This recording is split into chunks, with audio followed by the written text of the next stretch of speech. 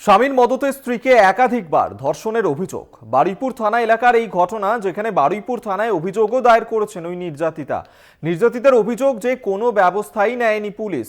কলকাতা হাইকোর্টের দ্বারস্থ হয়েছেন ওই নির্যাতিতা। স্বামীর মদতেই স্ত্রীকে ধর্ষণের অভিযোগ, বারুইপুরের এই ঘটনা। আমরা আরো বিস্তারিত জানবো। সুখদেব দে এই মুহূর্তে আমাদের সঙ্গে টেলিফোনে রয়েছেন। সুখদেব, ওই নির্যাতিতার কি অভিযোগ স্বামীর বিরুদ্ধে? দেখো অভিক, এই নির্যাতিতা যেটা অভিযোগ, যেটা তারা দুজনেই, তাদের স্বামী স্ত্রী দুজনেই থ্যালাসেমিয়া আক্রান্ত রয়েছে।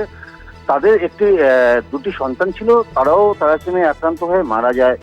কিন্তু দেখো, গতকাল রাতে যেটা ঘটেছে, যেটা হচ্ছে তার স্বামী মদতে, যেহেতু তাদের সন্তান নেই, তাদের থ্যালাসেমিয়া আক্রান্ত রয়েছে, তাদের পরবর্তী প্রজন্মটা কিভাবে চলবে, কিভাবে তাদের কাটবে, সেই নিয়ে চিন্তায় ছিল তারা, এই স্বামী স্ত্রী। কিন্তু হঠাৎ করে বাইরের একটি লোক সেই নির্যাতিতার ঘরে ঢুকে গিয়ে তাকে ধর্ষণ করে বলে এমনটাই অভিযোগ নির্যাতিতার।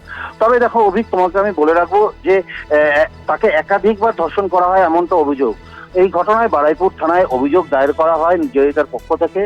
বিষয়টি জানতে পেরে রাজীব নস্কর আরো কয়েকজনকে নিয়ে নির্যাতিতার বাড়িতে আসে এবং তার বাড়িতে হামলা চালায়। তবে যে মূল অভিযুক্ত, যাকে পুলিশ নিয়ে যায়, তাদের যেটা অভিযোগ যে কিছু রাজনৈতিক নেতার প্রভাব খাটিয়ে তাদেরকে আবার ছাড়িয়ে নিয়ে চলে যায়। এই নিয়ে একটা পরিস্থিতি, তুলকালাম পরিস্থিতি হয়ে পড়ে এলাকা জুড়ে। তবে তারা এখন কলকাতা হাইকোর্টের দ্বারস্থ হয়েছে। আজ তাদের সেই মামলার শুনানি রয়েছে। অবশ্যই আমাদের নজর থাকবে শুনানির দিকে। তবে আপাতত ধন্যবাদ তোমায়, সুখদেব দে আমাদের সঙ্গে টেলিফোনে ছিলেন প্রতিনিধি।